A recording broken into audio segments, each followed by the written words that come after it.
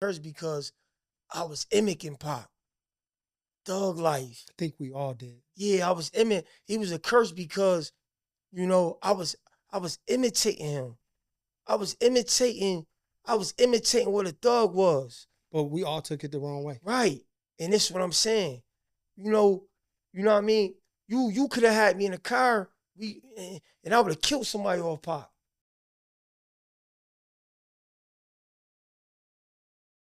Yo, Buffalo, stand up. We gonna get right into it. We hard workers. We sleepy still. Congratulations to you and your platform, what y'all doing. I love how y'all doing.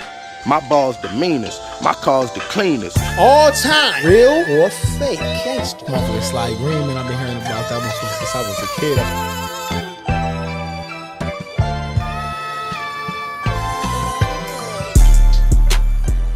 Yo, what up? You already know what time it is. This your boy Big Heem. You are now tuned into the OGZ Perspective Podcast.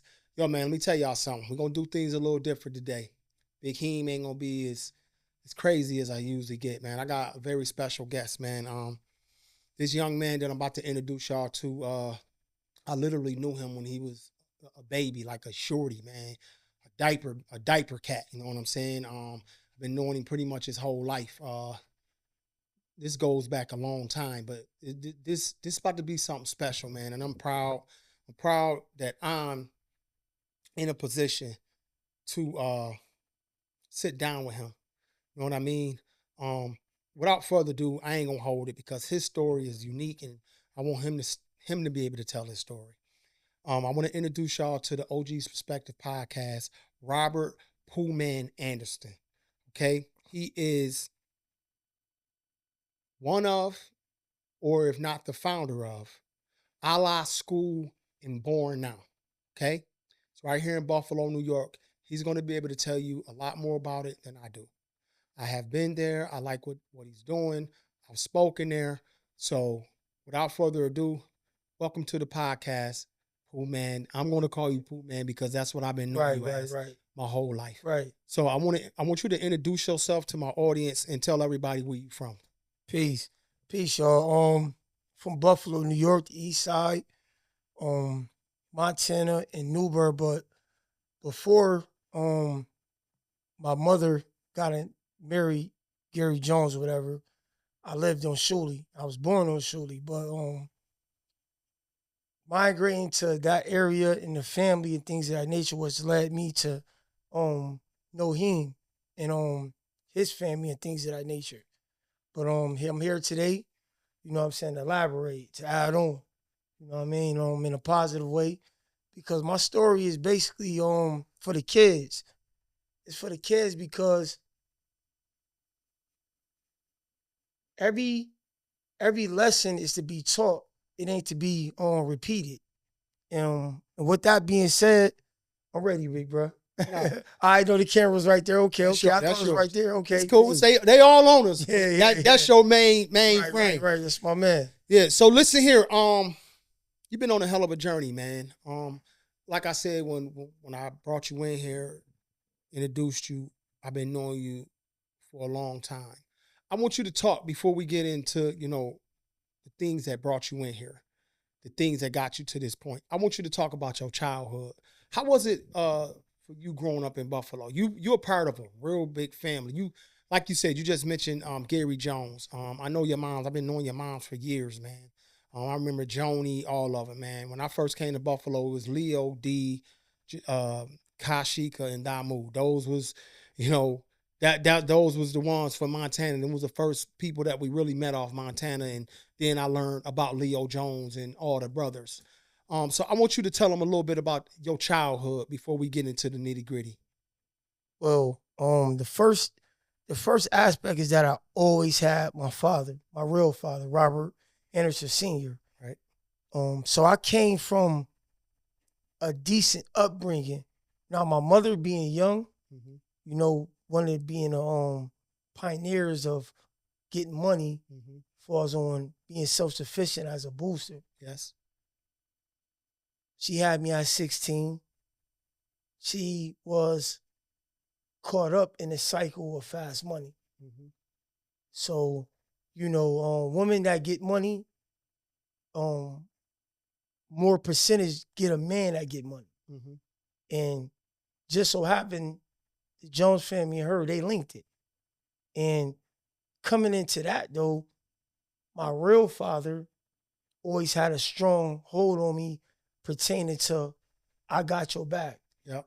So being affected, most childs today, man, you know, they be affected by their mother because the mother is the first teacher to the child. Right. So a lot of my mom struggles, you know what I'm saying, I took it the wrong way.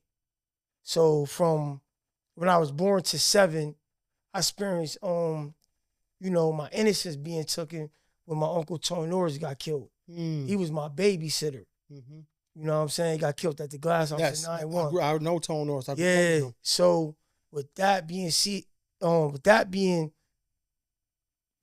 experience, that led me into a seed of revenge at 7. Right.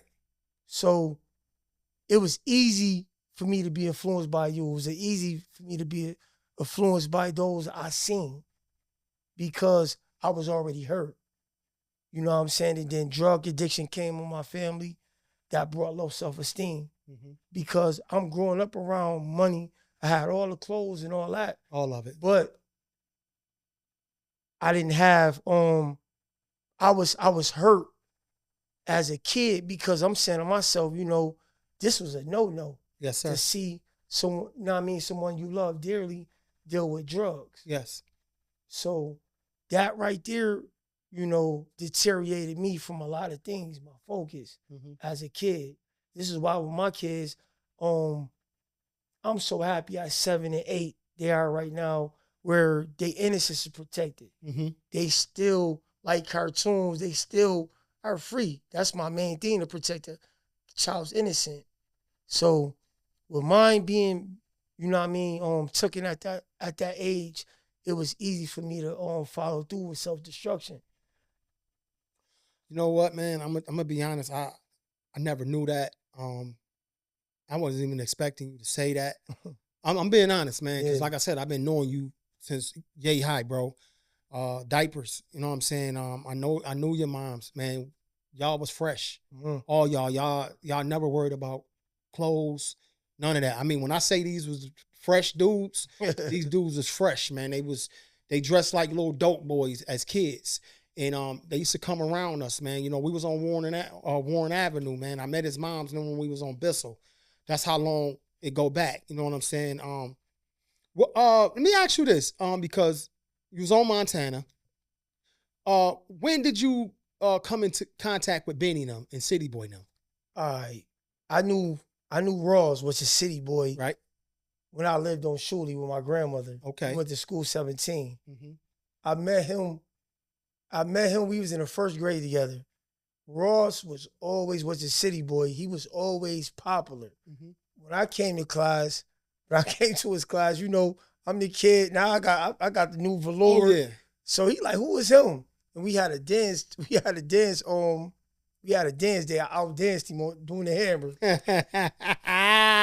I got you. All right, now, remember we used to live on Dope. Remember Gary used to live on Dope. May and Genesee. Then he moved from May, like Naval. Then he moved to May and Dope. Yeah. So I don't know if Moan, which is Benny, and Ross lived on my 10 at that time when we was, you know what I'm saying, when it was around like 91, 92. Yeah, I think they was over there. They had to be over there. Because I met Ross on Rawlins with Turk. Mm-hmm. That's where I met Ross at. Right. Turk brought him on the block. Yeah. On Warren. We talking about Little Turk. Remember his big tall Turk? No, not Big Turk. I ain't gonna say it's Big Turk or Little Turk. Not his daddy, you know. Big Turk is Big Turk. Yeah. And Turk off Walden. I'm gonna call that Big Turk. Okay, there you go. That's Big Turk, right? Yeah. Jahan and BJ and all. I'm talking about the Turk that lived off Dope. Yeah, no, that's Rawlins. Oh, yeah, remember his daddy used to fix on all the cars. Right. So that's the Turk I'm talking about. Okay, that's the our one. Turk. Yeah. Yeah, that's the one that brought Ross on Warren. Word. Yeah, that's how I met Ross. Or City Boy, as y'all know him. All right, now I always knew him. So when Gary moved on Montana, I met him. I met Benny and I met Cello, Mm-hmm. brothers.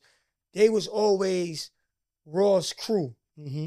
You understand what I'm saying? Yes. So when I moved, when Gary, I always was on Montana, but we had to stay over there because that's where they hustled. That's where it was at. So my grandmother, they forced us to go on Shuley or forced us to go on Newburgh. Mm-hmm. To stay away from or the Boys and Girls Club. Yeah, to stay away from the BS. Right, but they was always on Montana. Yes. So me and Ross was good. Ross was always on Montana with them. Mm-hmm. So, you know us, you know what I mean? We go over there. Who these two dudes, man? Benny and Cello. Right. And you know, out of respect for Ross, dudes didn't violate them two. So they became our peoples, but Moan, which is Benny, always been quiet and unique. Mm-hmm. You know what I'm saying? Cello was the one that always wanted to test the waters. You know what I mean? He was always the one that wanted to test the waters, but from day one, when I met them two brothers, which is Benny and Cello, they always been like, you know what I'm saying, like dedicated friends. Mm-hmm. Now, falls on him, Ross getting the name City Boy. I was with him that day. Word? Yeah. Oh, man, come on. Tell me how he got this name, man. All right. I'm 13. He 13. Right. He was best friends with Keith. Little Murph. So we go see them on Antwerp. Right. And when we go see them on Antwerp, that's how my first gun is this day. Larry like, man, he said, yo, Ross, you remind me of a dude from the city. You city boy. Just like that. And they kept saying city boy, city boy. And he left out that house that day with City Boy. Mm. We rolled back to Montana. Okay. You know what I'm saying? That's how he got his name. City Boy. City So you Boy. saying Lil Larry gave Ross his name. Word, City Boy. Okay. That's crazy. Y'all. That's history right here on OG's Perspective. Word, that's how he got his name. And bro them two always been smart. But, you know, me and him had a conversation, and when we used to take them field trips, meaning, I'm going to tell these kids when we say field trips, when we used to have to leave our neighborhood to go to somebody else's neighborhood to do something destructive, they stayed back. And they stayed back not because they were soft, but they had their own mind. Me, on the other hand, I knew that the troubles based upon 9-1. You know what I'm saying? My uncle getting killed. You know what I'm saying? That, it was people that was going to press up on us or do something to it. We didn't do it first. You know what I'm saying? So when me and Morris went to jail so quick, you know what I'm saying, they stayed back. Hold that up. was for a reason. Before you get there, because we're going to talk about that. Let me tell y'all something, because I want y'all to know this. This dude right here, he was one of those. Like, I don't give too many dudes. I don't think y'all have. Probably the only dude, and I don't even know him. I met him. I observed him. Was Fuego based. That I feel like, shit, nigga, it's going to be what it's going to be.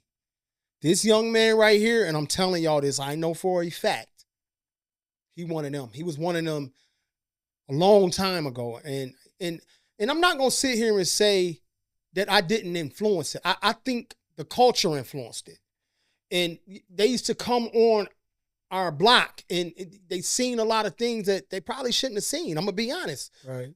We was bad influence, man. And like I tell y'all, we learned from the ones that came before us.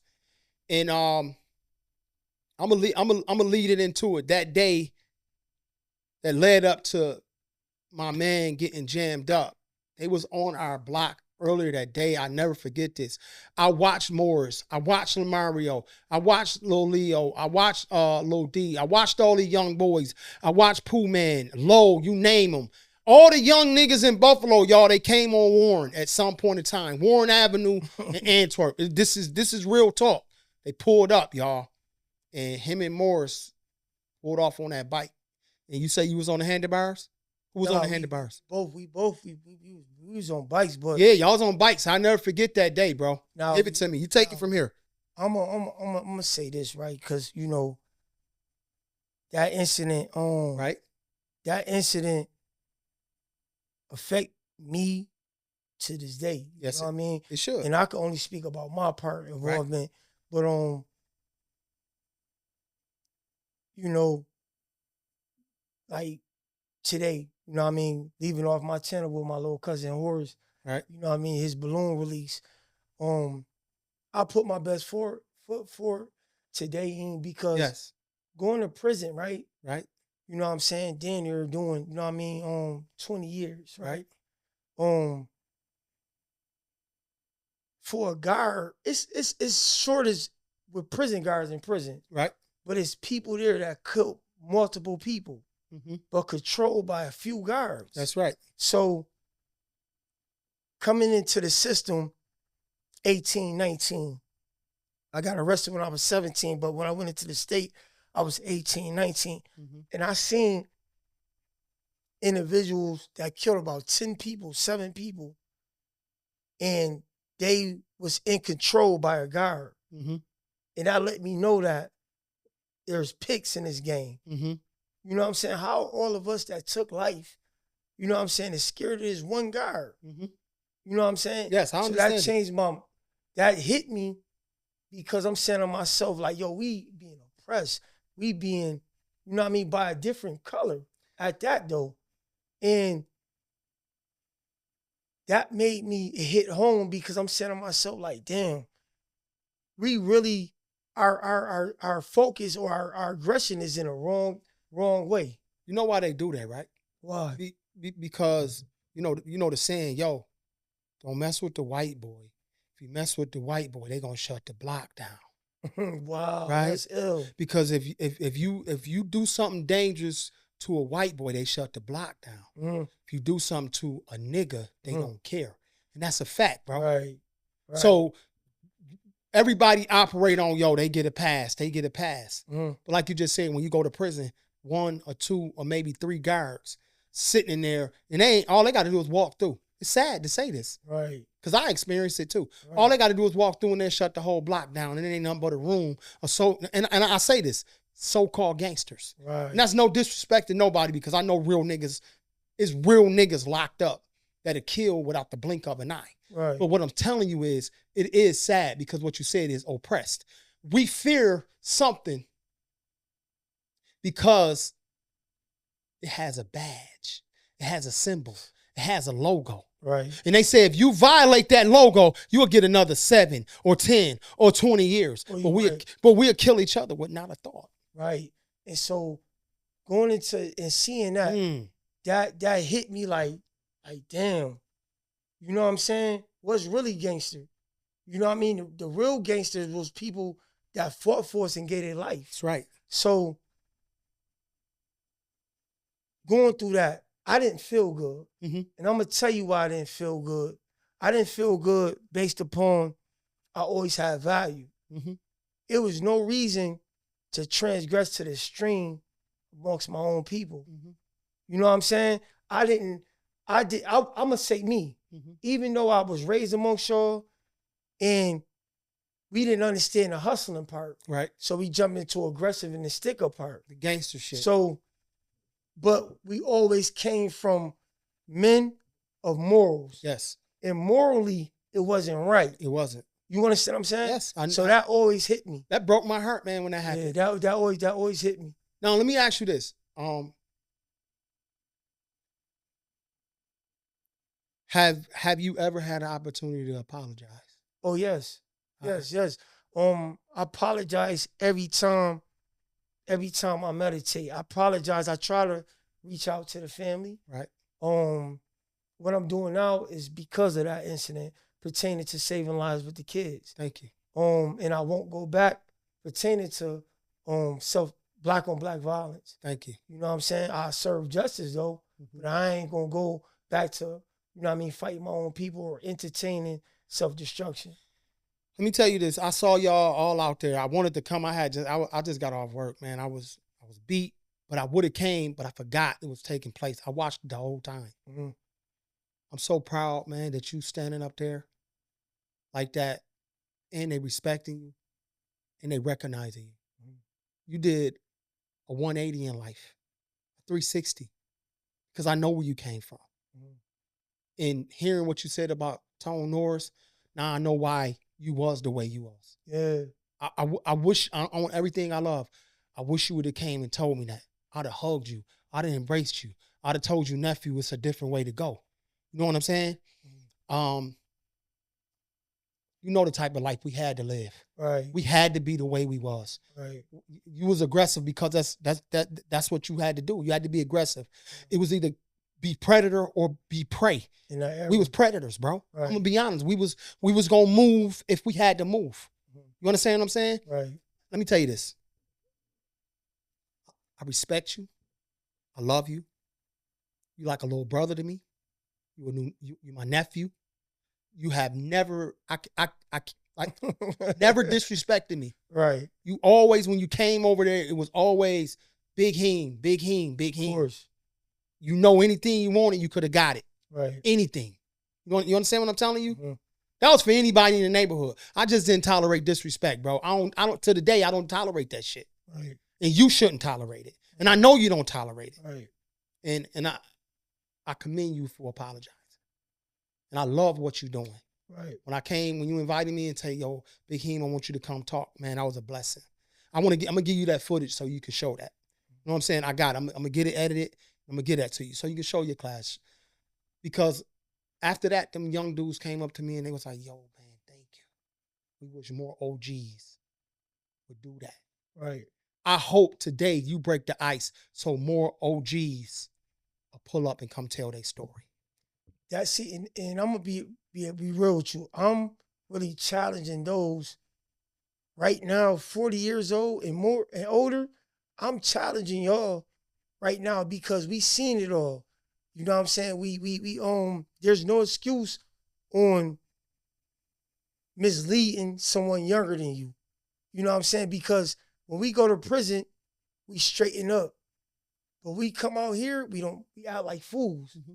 So with that being said, that's why I took that stance, because now if me and this dude in the same room, you know what I'm saying, it's going to be awkward if you still on that, because, bro, I just did all that time. You wasn't killing police in there. Mm-hmm. You know what I'm saying? When they told us to shut up and turn the TV down, you did it. Mm-hmm. We did it. Mm-hmm. So why would you come out here and be anything other than what you was just in prison? Mm-hmm. So that's my main thing of challenging those, because that's messing it up. You know what I'm saying? We never was, let me tell you something. As Black people, we always was unique. We always was civilized. Mm-hmm.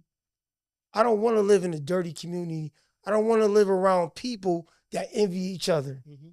I don't want to be around people that's bringing us down, because now, you know what I'm saying, our kids and things of that nature, they should have the same privileges, you know what I'm saying, as white America. That's right. So my main thing is that I'm a fighter against right now. I'm a fighter against refinement, cleanness. I'm a fighter against happiness amongst us. You know what I mean? So yes, I'm challenging all those around my age bracket. That's why I'm doing it. And I'm so proud of you. Let me ask you this question. You said you went to prison at 18 years old. What was the most challenging part? Because it wasn't about you being tough, hard, none of that shit.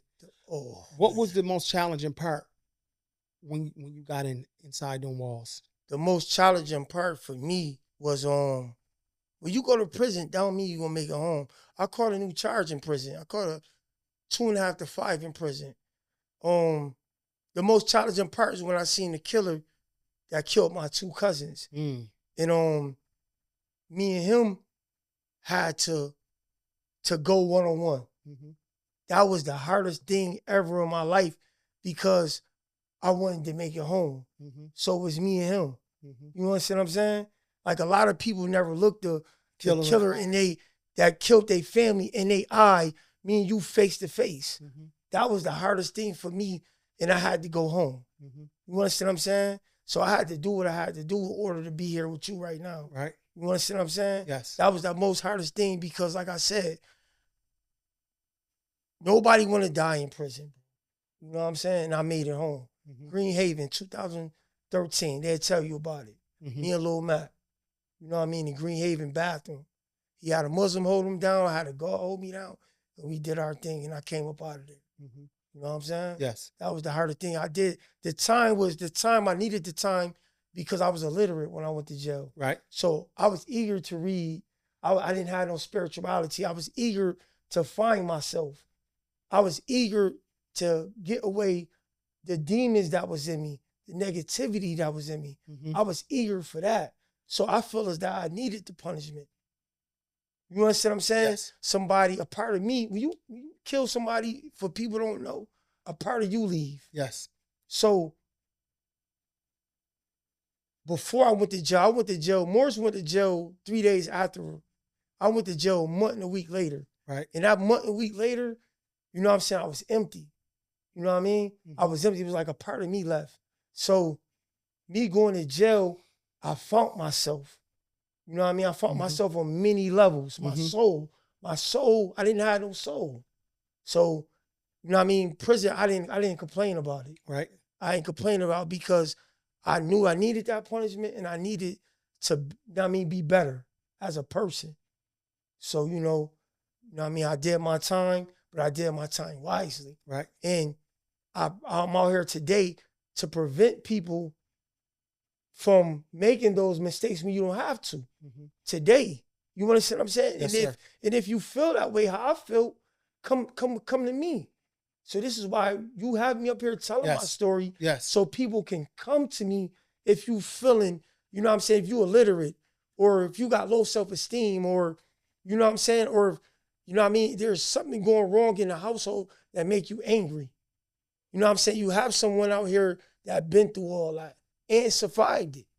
You know what I'm saying? So when it comes to accountability, to this point, you don't need nobody to hold you accountable because you hold yourself accountable. Of course. Hell yeah. Yeah. Of course. Well, let me ask you this. When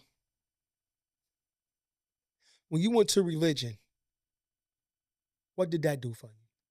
Oh man, well, religion wasn't spirituality. I didn't go to religion. I couldn't read and write when I went to prison. You know what I'm saying? But I can box. You know what I'm saying? I was tough. Can you imagine a tough dude that can't read and write? There's many of them out there right now. And this is why they out here doing foolish things, because they can't be Michael Jordan. They don't understand. In the classroom. That's crazy, man. And that's why the peacemaker thing, I took it because I know it, and sitting in them high schools, it's a Pooh Man in there. It's a Pooh Man just going off to show his clothes. And because his mother and his father just making him go. So he running around the hallways and skipping school. You understand what I'm saying? So this is why I'm out in them corners, you know what I'm saying, on the peacemaker at these high schools to catch me a Pooh Man.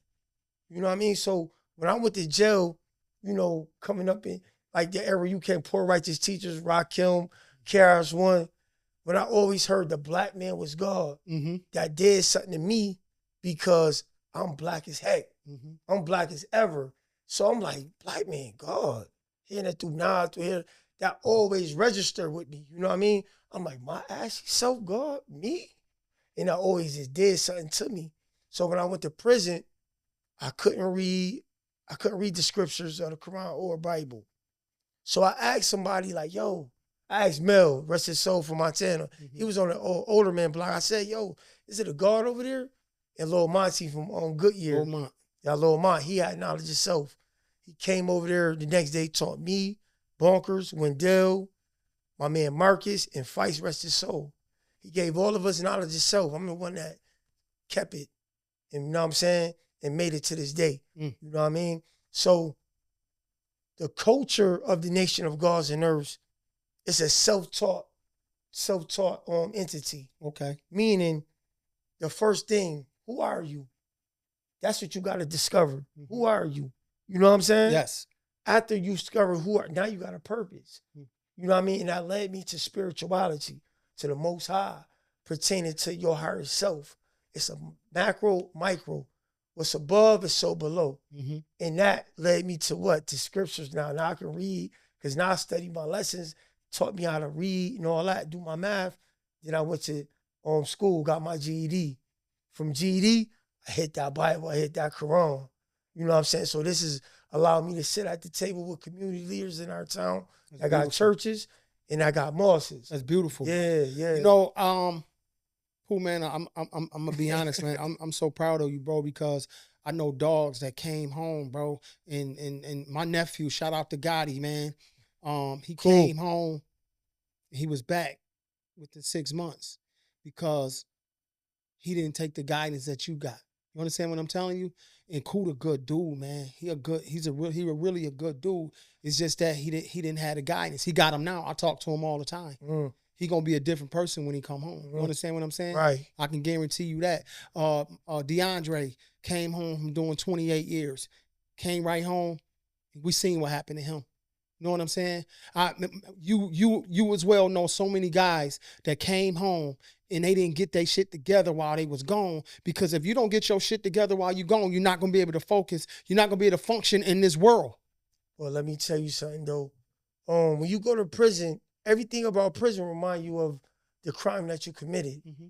Everything, the bars, how they treat you, the food. Everything about prison remind you of your crime. You understand what I'm saying? I get it. So it's designed to bring you back. This is why I like dealing with the law enforcement. Certain black people that join the law enforcement is innocent, some ain't. Because in order for them to have a job, crime got to continue on. It has to. So when people go back, I understand it. You know what I'm saying? Because I came home and went back twice. You understand what I'm saying? It just so happened that wasn't it for me. I caught 2 cases. I caught a home invasion. I caught a pistol case. But after I beat those, I said, it's over. It's over, bro. I said, it's over. But I understand the trauma, you know what I mean? The psychologically war that we under. You understand what I'm saying? Bro, let me tell you something. I just had my cousin ADG. He pulled up. And we are traumatized. We traumatized. Bro, I came from Mississippi. The stuff that I seen in Buffalo. I was out in the sticks, bro. I was a country boy. Right. Straight up.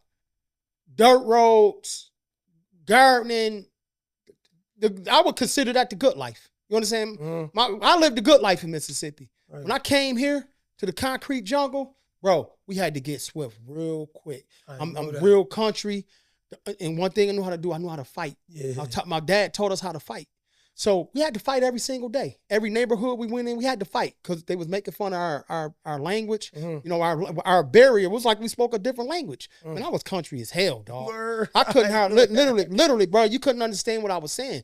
And we had to fight, man. Bully, I experienced being bullied and everything. That's why we were so aggressive. Well, I didn't know that. Yeah, I got bullied. When I came here, man, we got bullied, man. Know that. Hell yeah, man. That's why we were so aggressive. I didn't know that. And once we beat the bullies up, we fuck it. Let's go. Yeah, let's go.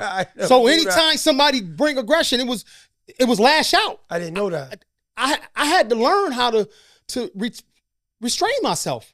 To this day, bro, like I went to shock. When I went upstate, I wound up getting a shock bed. And them people reprogrammed me, man. You know, when you do that paramilitary training, they literally reprogram you, bro. I had to learn how to take shit that I would never take. Right. Somebody popping off, you know, yeah, we going right at you. Right. You know what I'm saying? So I understand exactly what you're saying. But that's why self-discipline. Remember when I came to the school? Discipline, man. Right.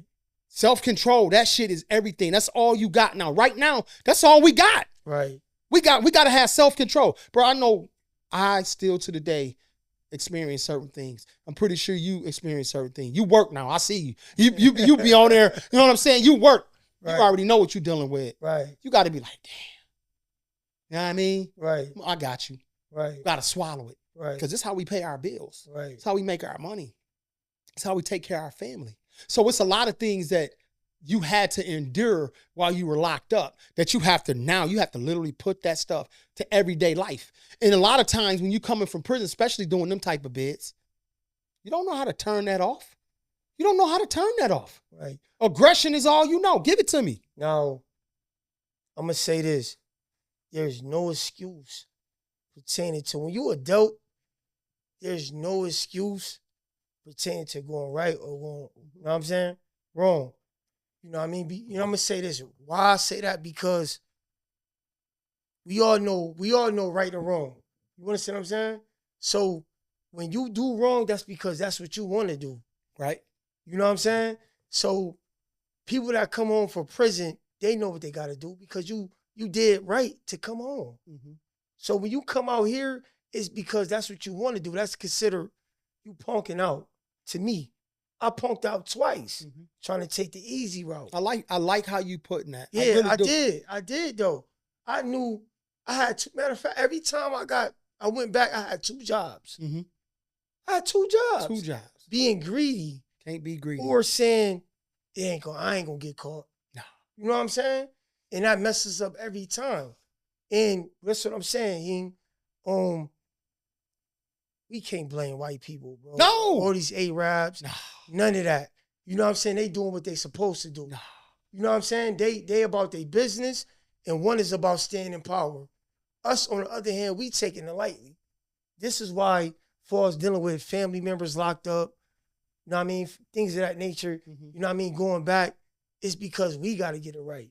And I'm pushing a line pertaining to our people here in Buffalo because I know that we out of Buffalo are more unique than that.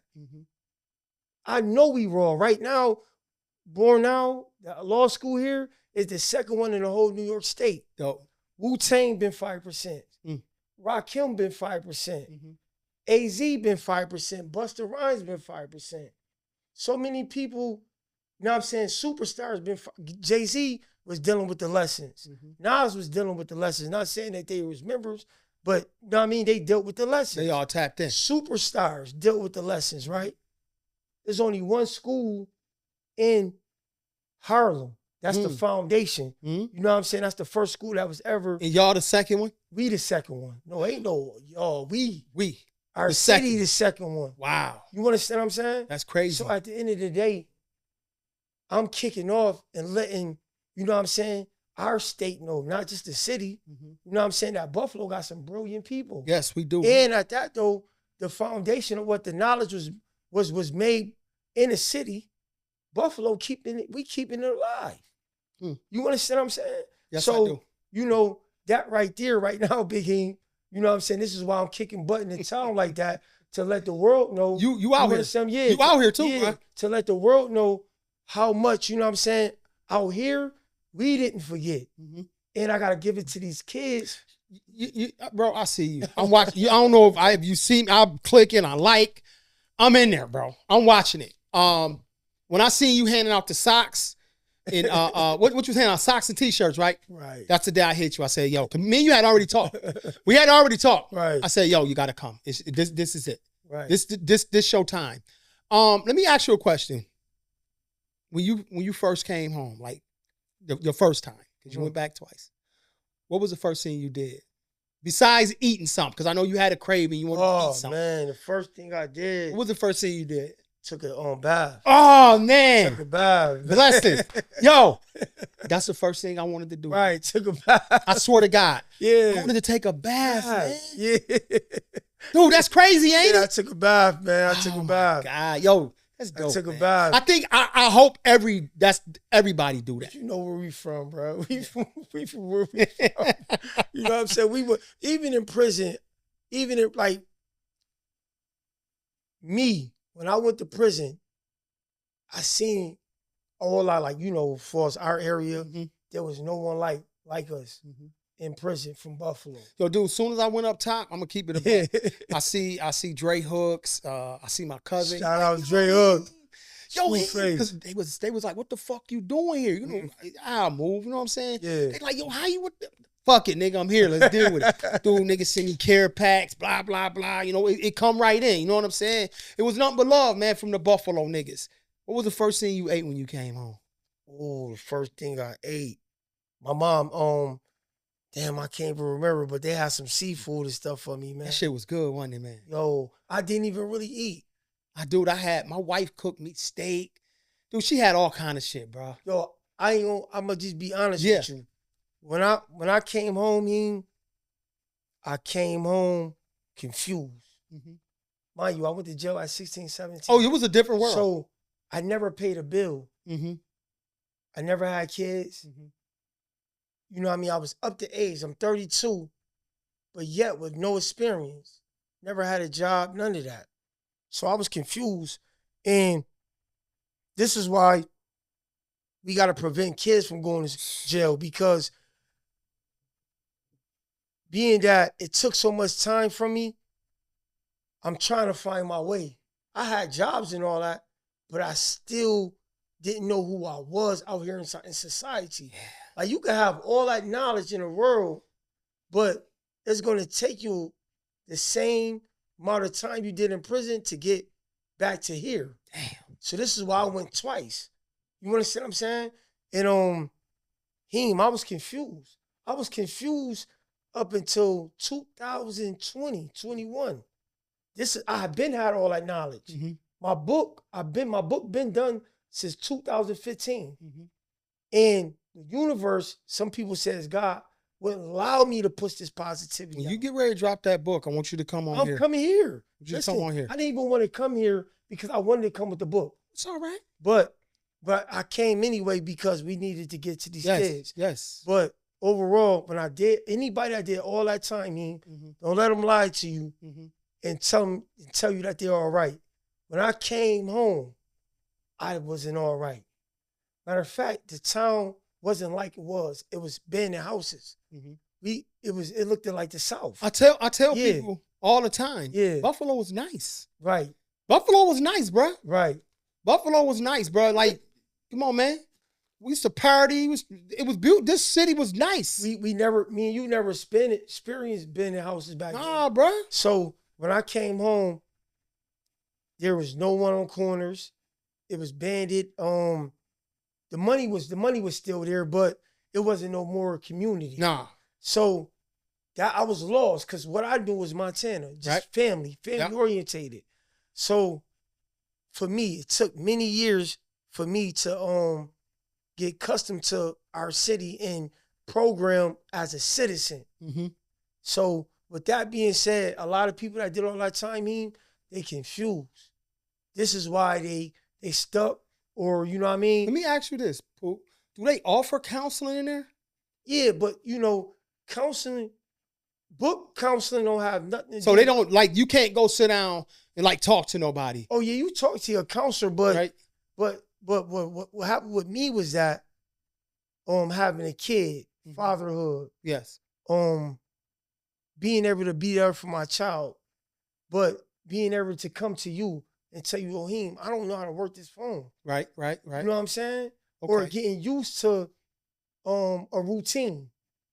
I had to get my routine. Like my routine in prison was this every day. Oh yeah, we know that. You gotta get your routine out here now each and every day. Yes. And see, that's what I'm talking about. I was lost. Okay. I didn't have a routine. I'm gonna be honest, man. I feel like my nephew Gotti, if he would have came home, and I feel like this for all guys, especially when you do them bids. I think you should come home to some type of program. This is what that prepares you for the everyday life. This is what I'm doing. Everybody that right now I'm trying to get a rooming house. Right. You know what I'm saying? To bring people in so that we can beat the statistics. Yes. We can beat the statistics based upon we just don't support each other. And that's so messed up. You understand what I'm saying? This is why I'm putting my best foot forward, because a lot of people that's in position, they ain't gonna do this. Oh no, bro. Pooh Man, come on here. No. Come on here and tell your story. You know what I'm saying? Yeah. Because if Pooh Man tell his story and Pooh Man go somewhere, I'm reaching back out. Yeah. You understand what I'm saying? A lot of people are scared to share power. No, you got to do that. Or be amongst power. No. And this is what killing us is as Black people, that we scared of each other's ability to take action. And it should never be like that. This is why we losing. You understand what I'm saying? Yes. We can kill the prison rate. You can kill it overnight. We can kill that overnight. Overnight. You can kill it overnight. We can kill the prison rate overnight, bro. Overnight. All we need is love and support each other. Overnight. You understand what I'm saying? Dudes, listen, street dudes don't want to die, bro. You know what they want? They want just to make certain things of their life better. Street dudes don't want to die, bro. Nah. Listen, when you was out there doing your thing, you want, man, I ain't doing this to die Hell tomorrow. No. I'm doing this to advance my living condition. You understand what I'm saying? Yes, I do. So with that being said, why we can't support each other? I mean, I don't get it. I tell you this. I like what you're doing. You keep doing it. I want to say some names to you, and I want you to tell me what these names mean to you. Malcolm X. Oh, Malcolm X, man. Malcolm X was he was inspiration. He was inspiration. Can I more further elaborate on him? That's cool. Martin Luther King. Martin Luther King was threat. Minister Farrakhan. Heavyweight champion of the world.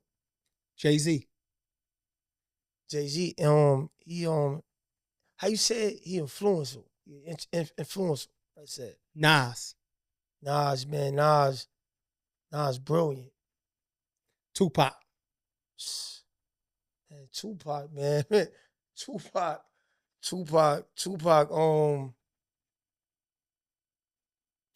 man. Tupac was a curse.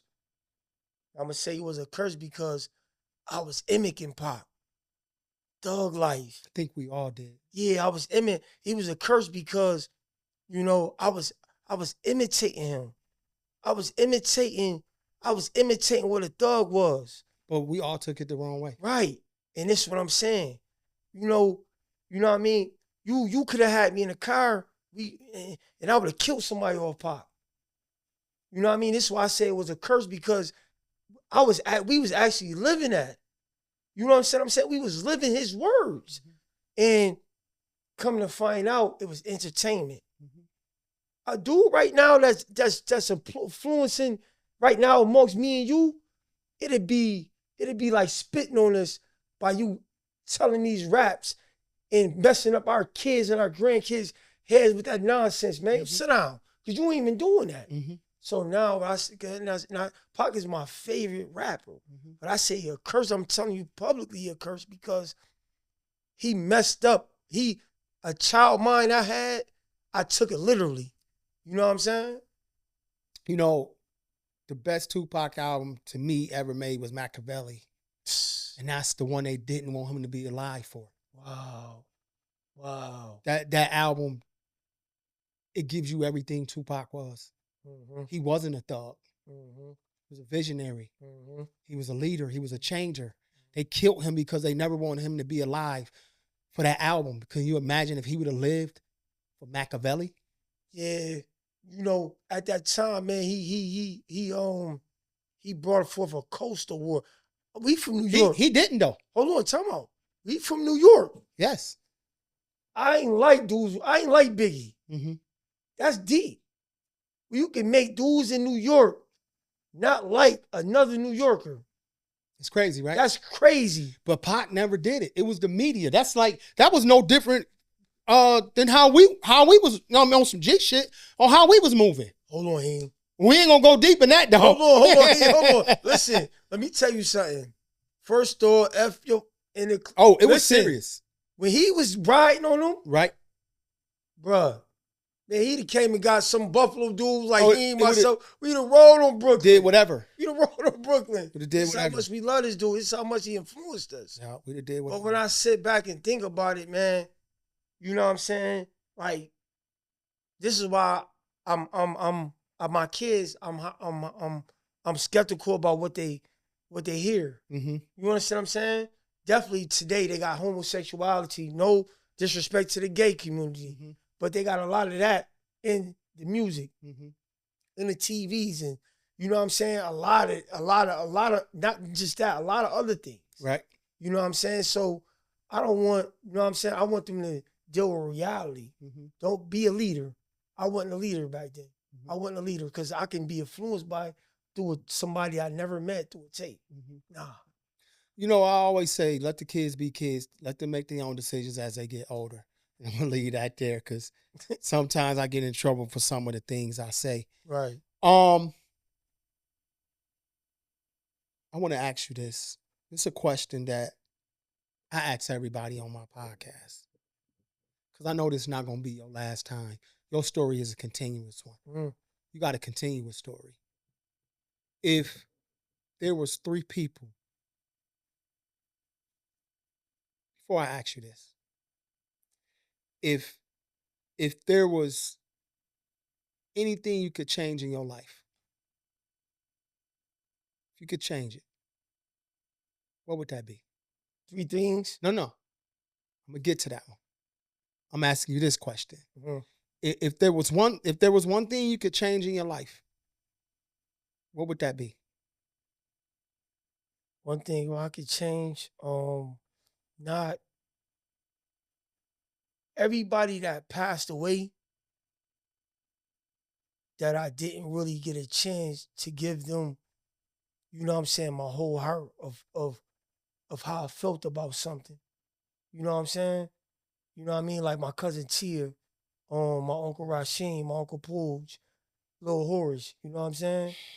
Certain things like that, cause you know, I never thought that I'd get that call the next day or come to the chaplain. You know what I'm saying?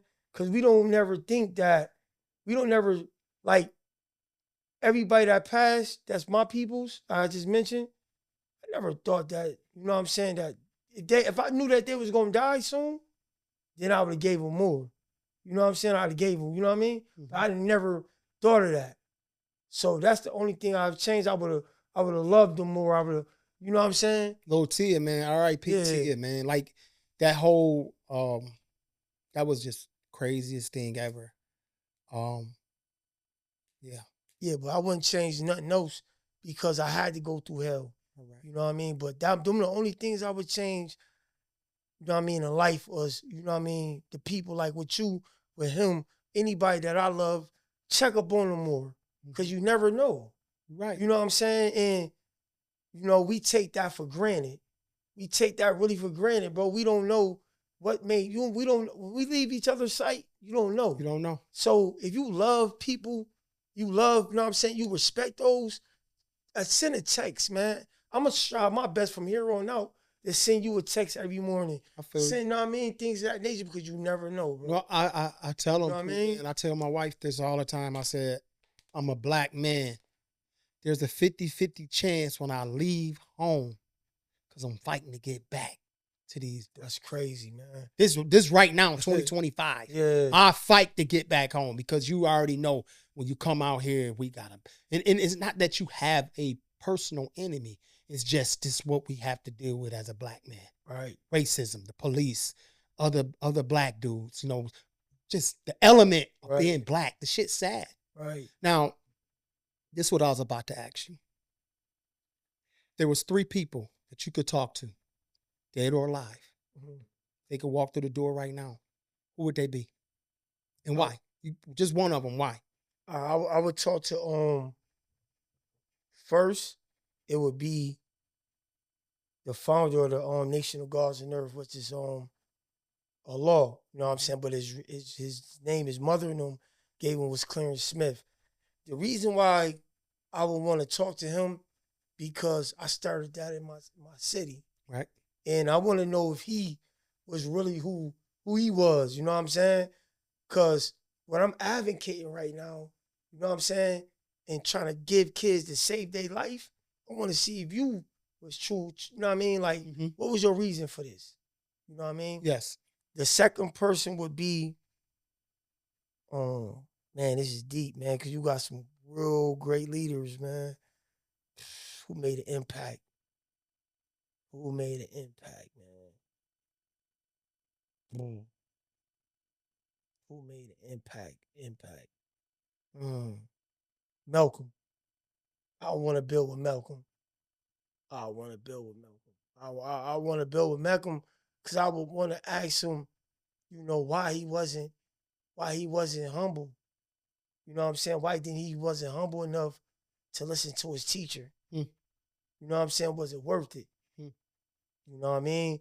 And because that was crazy because it's like right now, Heem, you feed me like you raised me from the dead.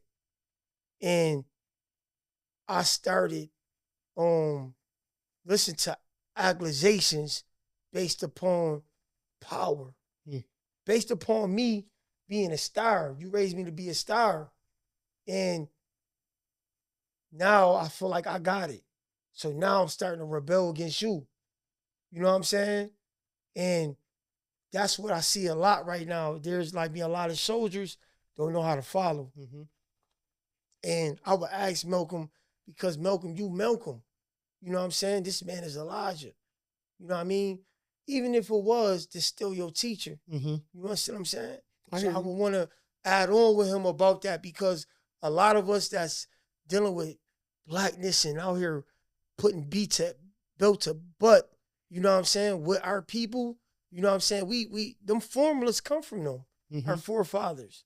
You know what I mean? So I would want to sit down and the second person, man, the third person would be my grandmother. Mm. You understand what I'm saying? Yeah. My grandmother Lorraine, man. You know what I'm saying? Because she what I know of her, you know what I mean? Like, she left us the house on Shuley. You know what I'm saying? And she was very strong. She was very loving. And when she was alive, the family was one. Yeah. You know what I'm saying? And she was the monarch. right. And I would want to get advice from her to continue on that family thing. Right. You know what I'm saying? Because I can pull the street together, but I want to be able to put my family too. Well, let me give you some advice, because I'm gonna tell you it's a lot of us going through that right now. When the nucleus pass away, the tentacles just release. I can guarantee you, myself, a whole lot of black people. I can guarantee you. I even know white guys go through it. When that nucleus go, the octopus tentacles die with it. So won't you be the new nucleus and bring your family back together? Of course. You have to do it. There's nobody gonna do it. You just got to be that leader that I know you are, because you're a leader. Right. Now, I got something for you. Because I just want to give you some more tools. Because you build it. You got the toolbox and you add into your toolbox. You putting tools in it. Right. I see what you're doing. So this right here, this is I got a large one. I want one this small. This is like your little daily planner. This shit knows. I see you moving. I seen you out there with all the brothers. I know you're gonna be going to a lot of meetings. You got everything you need in it. Right. Put your business cards in here. Everything you need, gonna need, add to this. Take your notes. You go back home, study. Need this tool. That's for you right there. I need this. This is brilliant, bro. Now, I came to your program, right? And we owe this right here to I want everybody to see this. Agile Professional Services did this for me. Wow. My man, he used a notebook for his sign-in sheet. So I reached out to Agile Professional Services and I told them what I need. It has all his information. Allah School in Buffalo, born now, 2495 Main Street, 4th floor, room 460, Buffalo, New York. I want you to just look at this. That is for you. I got you a starter kit. I'm giving you this to further what you got going. I'll email you the PDF so you can go get more prints. But it's you good for a minute. That's peace. Good for a minute. Tell all the brothers I send my love. Yo, listen. And all my blessings to them. When I Sunday we go to class, if y'all can pull up, man, like I do what I want to do with you, being that I see that you taking it serious pertaining to helping people, right? Yes. In your own unique way. When I go into these meetings, man, I don't know these elders. You know what I'm saying? I don't know them. I'm getting to know them pertaining to righteousness. Right. So I have nobody that's older with the experience with the experience of language. Right. That they kicking, they teaching me. But you know what I'm saying? I know too many OGs. Right. That's equipped. You know what I'm saying? That, you know what I'm saying, that I feel as though they can come in these meetings with me. Right. Because it's all dealing with growth. You know what I'm saying? Pertaining to political, you know what I'm saying, economic, and community. You know what I'm saying? Which is what me and Kenny Simmons, you know what I'm saying, the bucket's doing. Together we stronger. When we when we tap out, show you something. Right. Let me tell you this. You need me for anything. Right. If listen, man, I'm looking to elevate everything that I got going. If you say, Unc, I want you to mentor me. Unc, I need you to give me some guidance. Whatever you need me to do. Peace. Long as it's positive, I'm gonna be a part of it. Right. I listen, bro. I have a good time on my platform. Me and my man Hill, we have a good time, and you see today we dead serious. Right. I might have said 2 curse words. I really didn't want to curse at all. I might bleep them out because I know how serious this is. Right. I know how important this is. Right. I know what you're doing. I know where you came from. Right. And I see where you're going. Right. Let me tell y'all something. This is a positive person. Not too many people gonna even come on here and do what he just did and say what he just said. Y'all understand? I'm gonna help him. I need y'all to help him. I need y'all to support him. Now, this is what I want you to do. I want you to look into that camera. Yo.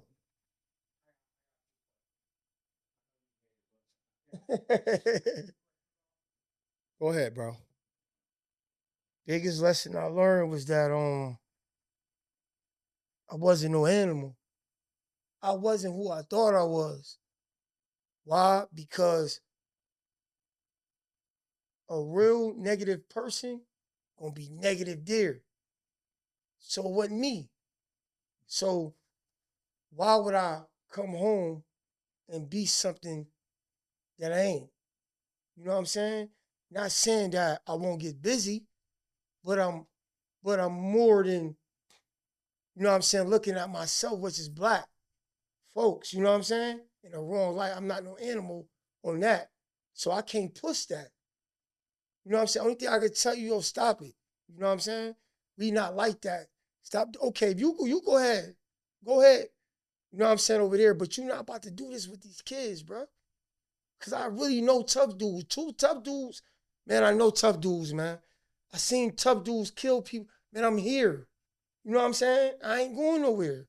So it's separated. So now, being that I made it out, I've been around them dudes that killed people in jail. That more than say me, yo, listen, you going home, I don't want you back here. So this is why I learned that, yo, that I'm better than the foolishness I was doing as a kid. And let me tell y'all this, a lot of people ain't still viewing me from 16, 17. I'm 41. I'm 41. That ain't me. Please get off the child, man. That ain't me. You know what I'm saying? But that's the main thing I learned, that I wasn't no fool. I wasn't negative. That's the main thing I learned. This time, I want you to stare into that camera. And I want you, for anybody out there who's looking to change their life, especially somebody that's coming home from prison. And I know you in the business of preventing people from going to prison.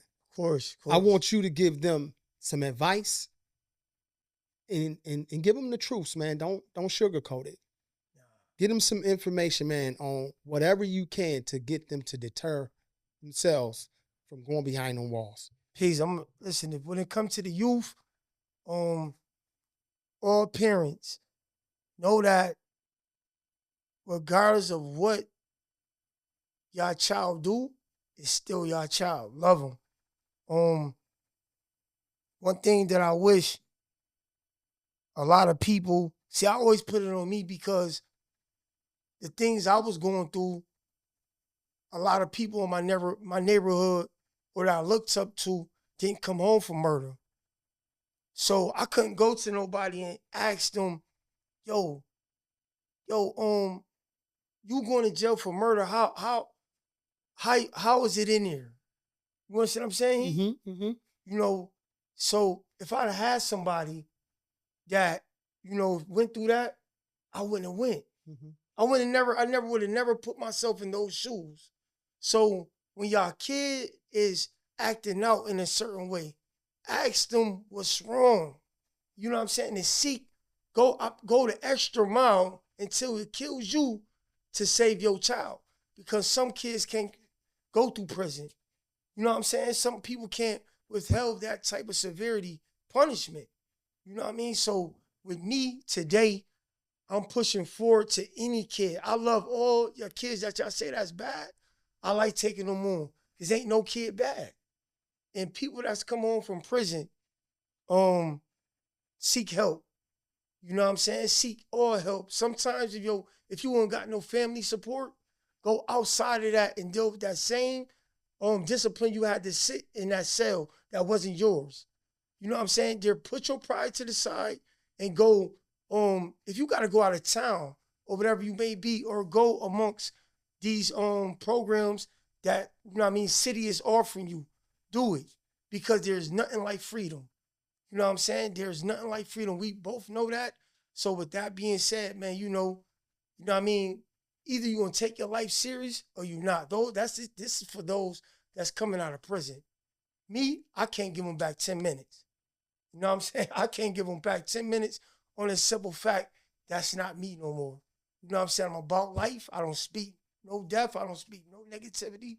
I'm about living, and I'm about giving my all to these kids.